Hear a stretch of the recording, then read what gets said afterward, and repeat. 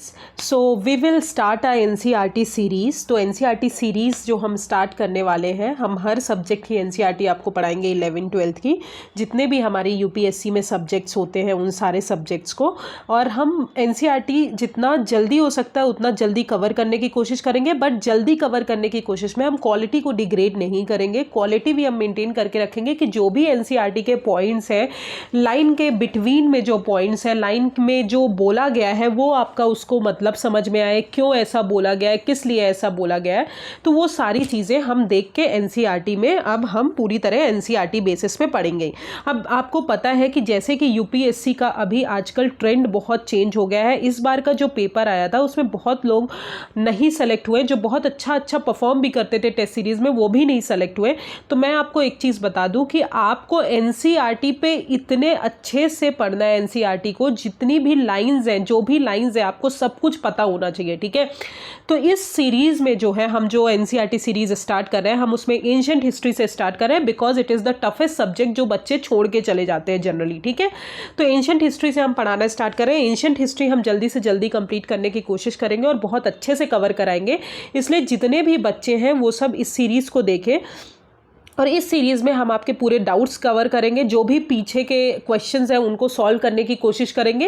And जो भी आपके प्रीलिम्स के क्वेश्चंस आए हैं वो आप लोग एक बार चेक करिएगा कि 100% वो 99 मोस्ट ऑफ द जो भी क्वेश्चंस आए हैं वो हमारे एनसीईआरटी पे ही बेस्ड रहते हैं। तो एनसीईआरटी की अगर लाइन्स आपको क्लियर है ना कि इस लाइन का मतलब, अगर ये बोला गया है तो ये लाइन का मतलब क्या है, अब इस पैराग्राफ का मतलब क्या है, तो आपको पूरी तरह आपको सारी चीज़ें जो हैं हमारे क्लियर हो जाएंगी, ठीक है। फॉर एग्जाम्पल अगर हम बात करें कि कोई पैराग्राफ दिया गया है, अगर उस पैराग्राफ को आप बुक बंद करके अगर आपको याद नहीं है कि उस पैराग्राफ का जिस्ट क्या है, उस पैराग्राफ का समरी क्या है, तो मतलब आपका चैप्टर पढ़ने का कोई भी नहीं है, ठीक है। तो हम चैप्टर वाइज पढ़ेंगे और हम लास्ट में हम एक समरी टाइप का देखेंगे कि क्या इस चैप्टर की समरी है, तो हमको वो सब चीज़ें याद होनी चाहिए, ठीक है। तो इस तरीके से हम एनसीईआरटी को कवर करेंगे कि आपको चैप्टर भी याद हो जाए, आपको सारी चीज़ें भी बन जाएं, आपको इस चैप्टर में बोला क्या गया है ये भी आपको समझ में आ जाए। तो इस तरीके से हम पढ़ना स्टार्ट करेंगे। अब यूपीएससी की ट्रेंड की बात करें तो यूपीएससी ने पूरी तरह अपना ट्रेंड चेंज कर दिया है। आपने देखा है कि बहुत सारी यूपीएससी के फैकल्टीज़ कॉन्सर्ट्स हो रहे हैं जिसमें लोग बैठ रहे हैं, लोग डिस्कस कर रहे हैं कि हमको क्या चेंजेस लाने चाहिए, क्या नहीं लाने चाहिए।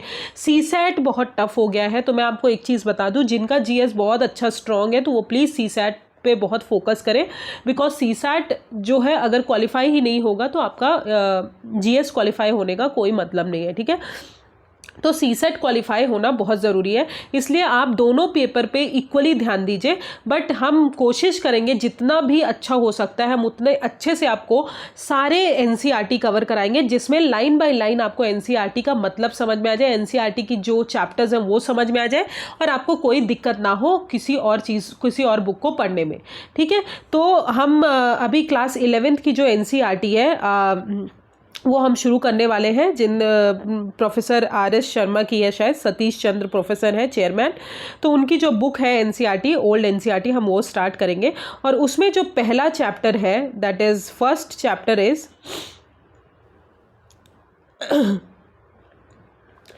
The importance of ancient Indian history. अब आपको पता है कि सबसे पहले हम किसी भी चैप्टर, किसी भी बुक को पढ़ने से पहले वो बुक किसकी है, तो एंशिएंट हिस्ट्री की बुक है। अब एंशिएंट हिस्ट्री की इम्पॉर्टेंस क्या है हमारे अभी की लाइफ में और हमारे पहले की लाइफ में इम्पॉर्टेंस क्या थी, तो एंशिएंट हिस्ट्री का इम्पॉर्टेंस, तो फर्स्ट चैप्टर ऑब्वियसली आपको पता होना चाहिए कि importance of ancient Indian history दिया है।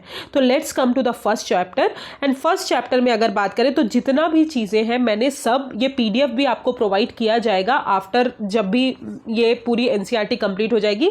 और ये पीडीएफ आपको प्रोवाइड करने के बाद आप इस पीडीएफ को बहुत अच्छे से रखें और बहुत अच्छे से पढ़ें। इसमें कुछ चीज़ें अपने से भी जोड़ें, जो भी अलग सब्जेक्ट्स, जो भी अलग आप कहीं तमिलनाडु बोर्ड की अगर पढ़ रहे हैं एंशिएंट इंडियन हिस्ट्री, तो उससे कुछ पॉइंट्स यहाँ पे जोड़ें।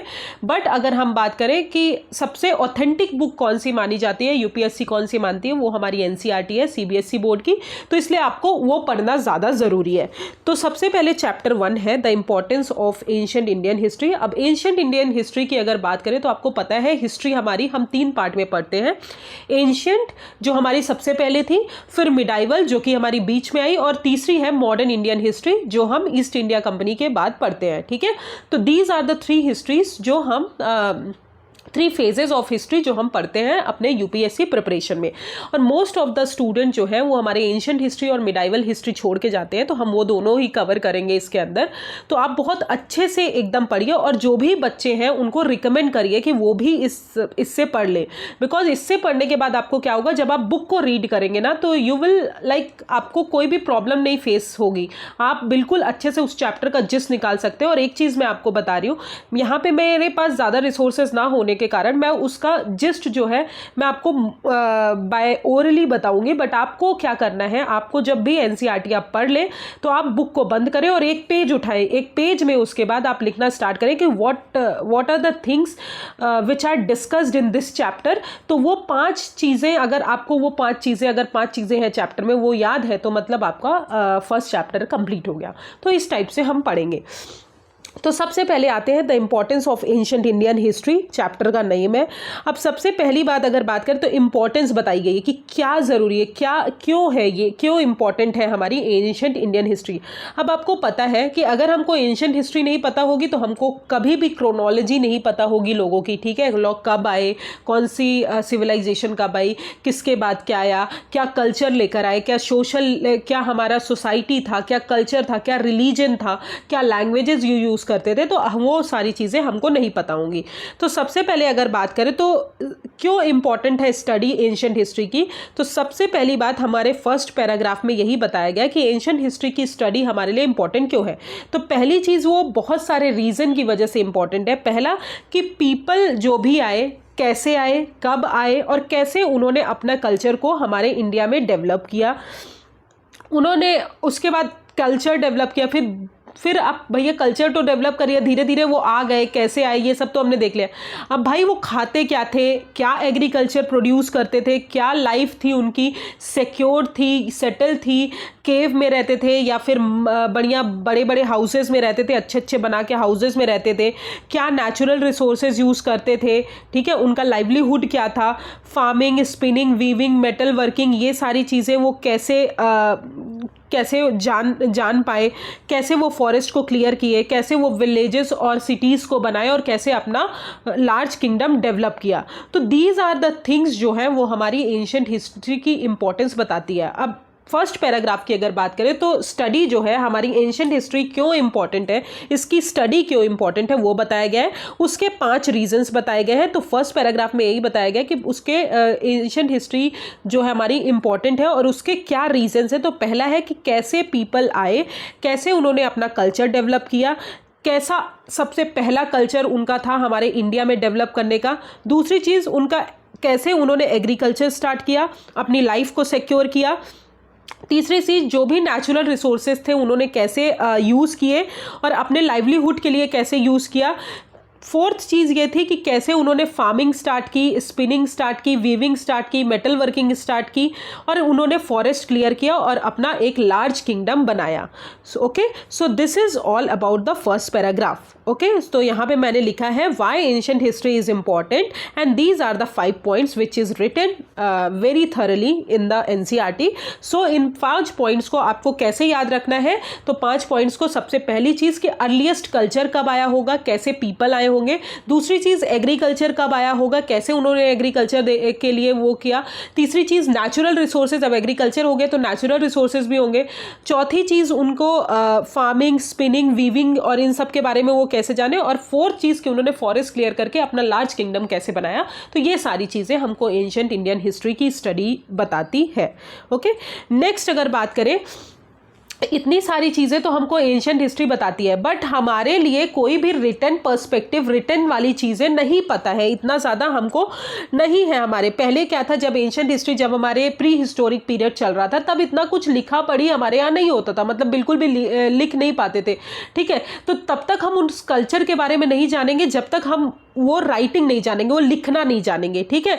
तो बहुत सारे different forms of writing I बहुत सालों बाद, जब धीरे धीरे कल्चर इवॉल्व होता रहा तो बहुत सालों बाद different forms of writings India में आई जो कि बहुत सारे एंशिएंट स्क्रिप्ट से डिराइव्ड है, ठीक है। और वो बहुत सारी लैंग्वेजेस भी धीरे धीरे करके जो बोली गई, प्राकृत, पाली, संस्कृत, वो सारी लैंग्वेजेस भी हमारे यहाँ आज भी बोली जाती हैं। और उनका रूट्स अगर बात करें तो एंशिएंट इंडिया से ही है। तो वो जितनी भी लैंग्वेजेस हैं धीरे धीरे डेवलप हुई, एजेस के थ्रू डेवलप हुई, जैसे जैसे सिविलाइजेशन आता गया वैसे वैसे डेवलप हुई और वैसे वैसे हमारा कल्चर भी डेवलप हुआ। नेक्स्ट अगर बात करें तो एंशिएंट इंडियन हिस्ट्री अब इंटरेस्टिंग क्यों है, तो थर्ड पैराग्राफ हमको क्या बता रहा है कि एंशिएंट इंडियन हिस्ट्री इंटरेस्टिंग क्यों है, ठीक है।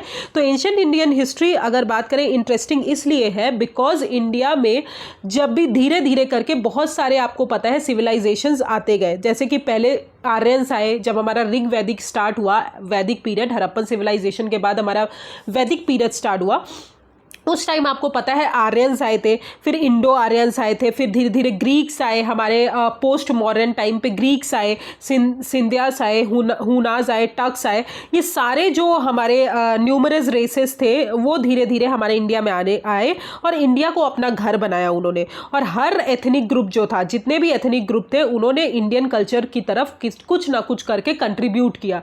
अगर हम बात करें हमारे पोस्ट मॉडर्न टाइम की, तो आपको पता है इंडो ग्रीक्स हमारा गंधार स्कूल ऑफ आर्ट लेकर आए, तो बहुत सारे स्कूल ऑफ आर्ट्स जो है इवॉल्व हुए धीरे धीरे करके। तो ऑल दिस पीपल जो है धीरे धीरे करके इंडिया में आते गए और मिक्स होते गए और इंडिया के कल्चर को और अच्छा बनाते गए और अपना प्रेजेंट जो भी हमारी ओरिजिनल फॉर्म थी इंडिया की वो धीरे धीरे आइडेंटिफाई होने लगी, ठीक है। तो क्यों इंटरेस्टिंग है, बिकॉज बहुत सारे हमारे जो भी हमारे पीपल्स थे, जो भी हमारे न्यूमरस रेसेस थे, अलग अलग जगह से वो हमारे इंडिया में आए, अपना कल्चर उन्होंने वो किया और इंडियन कल्चर को एनहांस किया, इंडियन कल्चर को और ज़्यादा बढ़ाया और धीरे धीरे वो हमारे इंडियन कल्चर में मिक्स होते गए। ओके, तो दैट इज़ वाई हमारी जो एंशिएंट इंडियन हिस्ट्री है वो इंटरेस्टिंग है। अब यूनिटी इन डाइवर्सिटी की बात करें तो हमारा ये पैराग्राफ जो है ये यूनिटी इन डाइवर्सिटी बताता है। तो इंडिया अगर बात करें तो एंशिएंट टाइम से ही बहुत सारे रिलीजन धीरे धीरे करके मतलब इंडिया को लैंड ऑफ सेवरल रिलीजन बोला जाता था, बिकॉज हिंदुइज्म का बर्थ हुआ, फिर जैनिज्म, बुद्धिज़्म का बर्थ हुआ, सारे कल्चर और रिलीजन धीरे धीरे अपने एक दूसरे में इंटरमिक्स्ड हो गए और इस कंट्री में जो भी हमारे रिलीजन आए उस हिसाब से उनकी लैंग्वेजेस भी आई। जैनिज्म की लैंग्वेज आई, फिर बुद्धिज़्म की लैंग्वेज आई, फिर हिंदुइज्म की लैंग्वेज आई। तो ये सारे लैंग्वेज जो है डिफरेंट पीपल्स थे, हर जगह के हर रिलीजन के पीपल डिफरेंट जगह पे रहते हुए भी क्या होता था कि कुछ ना कुछ सोशल कस्टम भी डिफरेंट होने के कारण डिफरेंट होता था, बट हमारी स्टाइल जो थी, लाइफ की जो स्टाइल थी वो that is common in the country. तो बहुत सारे पीपल जो है हमारे हर तरह की लैंग्वेजेस बोलते थे, तो प्राकृत, पाली, संस्कृत, फिर मोस्ट ऑफ द पीपल जो थे हमारे संस्कृत लैंग्वेज बोलने लगे आफ्टर गुप्ता पीरियड। तो ये धीरे धीरे करके यूनिटी इन डाइवर्सिटी हमको दिखाता है कि हमारी कंट्री में इतनी ज़्यादा डाइवर्सिटी होने के कारण, रिलीजियस डाइवर्सिटी होने के कारण भी हमारे कंट्री में बहुत सारे लोग आए जो धीरे धीरे करके इंटरमिक्स्ड हो गए और इंटरमिक्स्ड होके उन्होंने एक लैंग्वेज बोलना स्टार्ट किया। धीरे पहले वो कुछ और लैंग्वेज बोलते थे, फिर धीरे से कुछ और, फिर उसके बाद पूरी जो हमारी ऑल ओवर द कंट्री में हमारी संस्कृत बोली जाती थी उस टाइम पे। अब अगर बात करें तो एक यूनिटी और भी दर्शाता है। पहली चीज़ कि हमारी सब कॉन्टिनेंट, हमारा जो इंडियन सब कॉन्टिनेंट है उसको हम भारतवर्ष नाम से जानते थे। भारतवर्ष क्योंकि वहाँ पे एक एंशिएंट ट्राइब थे जिनको भारता बोला जाता था, इसलिए उन पूरी होल कंट्री को हम भारतवर्ष नाम से जानते थे, ठीक है। और बहुत सारे भारतवर्ष नाम से जानते थे। अब अगर बात करें तो इंडिया में जो भी हमारे रूलर्स आते गए वो धीरे धीरे करके हमारे इंडिया को मतलब एक सेंटर पॉइंट की तरह जोड़ते गए कि इंडिया में अलग अलग पार्ट्स को उन्होंने वो नहीं किया, अलग अलग पार्ट्स को उन्होंने पूरी तरह अपने कब्जे में लेकर पूरे इंडिया को एक पार्ट की तरह ट्रीट किया, ठीक है। तो यूनिवर्सल मोनार्क होते थे हमारे यहाँ, जो किंग होता था यूनिवर्सल मोनार्क होता था। यूनिवर्सली चक्रवर्तिंस भी उन्हें बोला जाता था। फॉर एग्जाम्पल अगर अशोका बताएं तो अशोका आए थे हमारे, उन्होंने पूरे कंट्री में अपना एम्पायर को स्टैब्लिश कर लिया था, एक्सेप्ट अगर बात करें तो कुछ जगहों को छोड़ के। फिर चालुक्यान किंग आए, पुलास्किन्स आए, हर्षवर्धन आए, वो लोग भी हमारे पूरे इंडिया को एक साथ जोड़े और हर्षवर्धन को हमारे होल नॉर्थ इंडिया का एक बहुत बड़ा राजा भी बोला जाता था। तो हर्षवर्धन भी हमारे ये कौन थे, पोस्ट गुप्ता टाइम पे आए थे। In spite of political unity अगर बात करें तो ये टाइप की हमारी जो यूनिटी थी that is called political unity. तो हमने अभी पढ़ लिया कि रिलीजियस यूनिटी क्या थी, फिर हमने पढ़ा पॉलिटिकल यूनिटी क्या थी। अब हम पढ़ेंगे जोग्राफिकल यूनिटी। जोग्राफिकल यूनिटी की अगर बात करें तो आइडिया जो है ये इंडिया में इंडिया को एक जोग्राफिकल यूनिटी अगर बोला जाए तो वो फॉरेनर्स लेकर आए थे। फॉरेनर्स ने यूनिटी को रिकग्नाइज किया था, जैसे हुआन सेंग आए, फा हेन आए, ये सारे जो चाइनीज़ ट्रेवलर थे और बहुत सारे अलग ट्रैवलर्स थे, वो सब इंडिया की जो हमारी जोग्राफिकल यूनिटी थी उसको बहुत ज़्यादा रिकग्नाइज करते थे। तो वो पहली बार इंडिया में आए और वो जो भी इंडिया के पीपल्स थे उनके साथ कांटेक्ट किया और वो इंदस और सिंधु वाले रीजन में रहते थे। आपको पता है जो इंदस रिवर बहती है हमारे ये पाकिस्तान और इंडिया का जम्मू एंड कश्मीर वाला इलाका, वहाँ पे हमारी इंदस रिवर बहती है, तो उस नाम से इंडिया को जाना गया। फिर द वर्ड हिंद जो है वो डिराइव किया गया था संस्कृत टर्म से, सिंधु से, जिसका नाम इंदस भी था, और इंडिया जो है वो ग्रीक टर्म है और हिंद जो है पर्शियन और अरेबिक लैंग्वेजेस में बोला जाता है।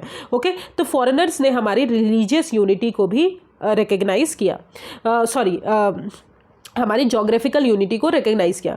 अब अगर बात करें तो लिंग्विस्टिक यूनिटी, तो हमारे इंडिया में लिंग्विस्टिक यूनिटी भी रही। हमने जैसे कि बताया कि लिंग्विस्टिक यूनिटी मतलब सबसे पहले प्राकृत यूज़ किया गया, फिर पाली यूज़ किया गया, और पाली के बाद संस्कृत जो है होल ऑफ इंडिया में हमारी संस्कृत यूज़ किया गया। तो पूरे इंडिया को, रिमोटेस्ट पार्ट ऑफ इंडिया को जो है संस्कृत जोड़ के रखा, तो ये हमारी लिंग्विस्टिक यूनिटी हो गई।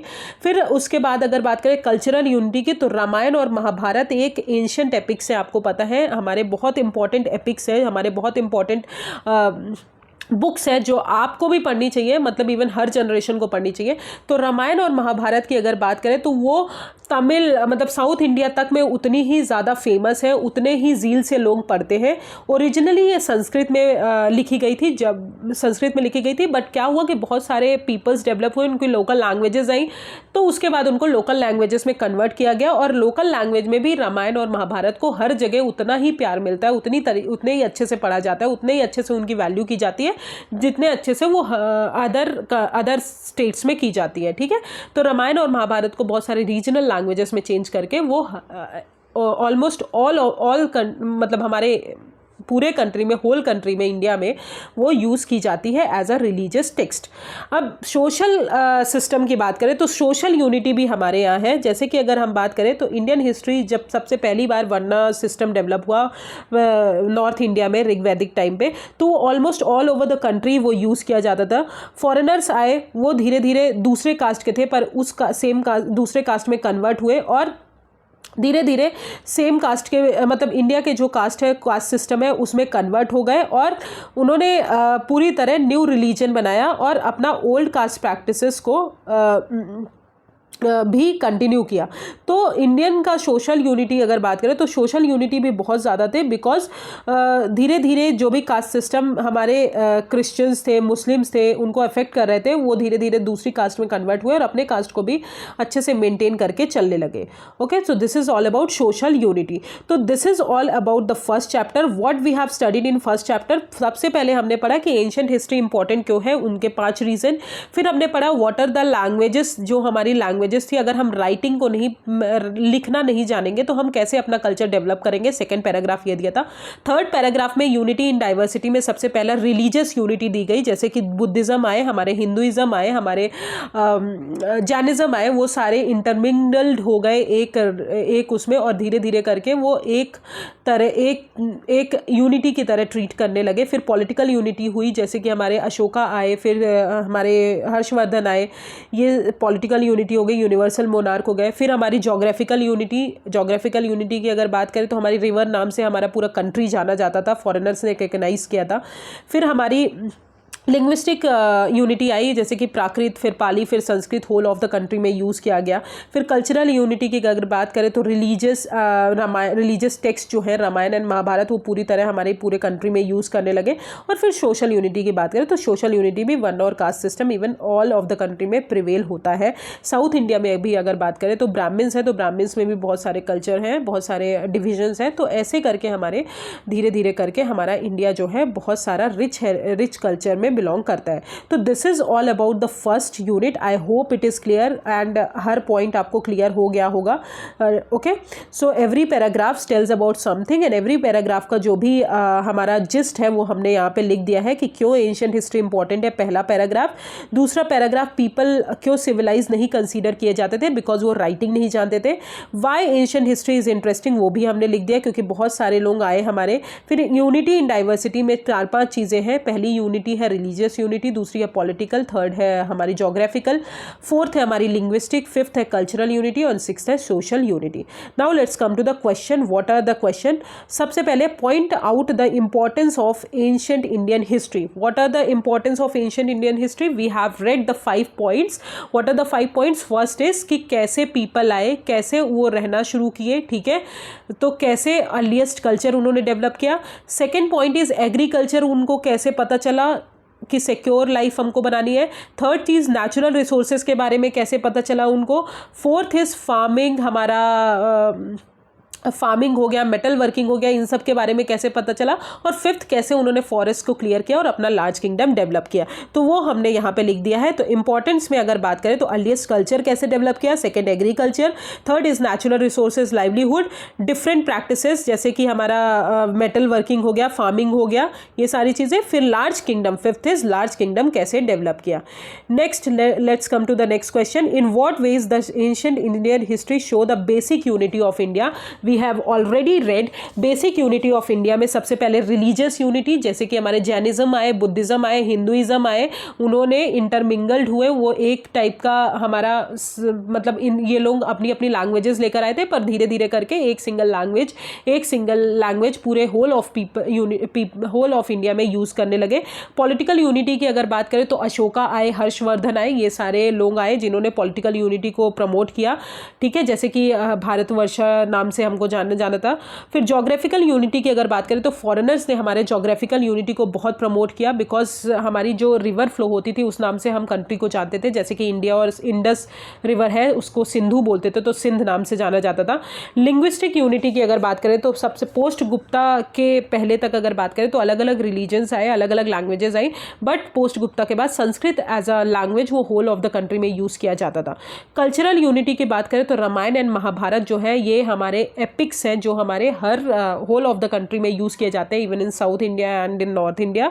And next is social unity, बहुत सारे डिफरेंट कास्ट रिलीजन के लोग आए, डिफरेंट उसमें आए और वो धीरे धीरे अपने इंडिया के जो कल्चर है, इंडिया के जो ट्रेडिशन है उसमें चेंज होते गए, तो ऐसा करके हमारा यूनिटी इन डाइवर्सिटी जो है वो मेंटेन रह गया। तो बेसिक यूनिटी ऑफ इंडिया जो है ये 6 पॉइंट्स बताते हैं। सो this is the end of first chapter. I hope it is clear. बिल्कुल आप एक लाइन बाय लाइन रीड करिएगा, जो भी हमने पढ़ाया है वही सब लिखा है, ठीक है। तो thank you so much and recommend this channel to everyone that we will start a NCERT series and ma'am वो जल्दी ही कंप्लीट करवाएंगी। एंशिएंट इंडियन हिस्ट्री का ये फर्स्ट चैप्टर है और आप लोग बिल्कुल अच्छे से पढ़िए, हम फ्री में पूरी NCERT पढ़ाएंगे। एंड आपको मुझे पता है कि बहुत सारे चैनल्स हैं जो ऑलरेडी NCERT पढ़ा रहे हैं, but in between the lines अगर हम बात करें हर एक पैराग्राफ का जिस्ट जो है वो मुझे नहीं पता किसी ने पढ़ाया या नहीं पढ़ाया है, बट यहाँ पे मैं आपको पूरी कोशिश करूँगी कि आपको पूरा जस्टिस दूँ, पूरे चैप्टर का जिस्ट प्रोवाइड करूँ। And thank you so much. If you have any problem just comment me on the comment section. Thank you so much.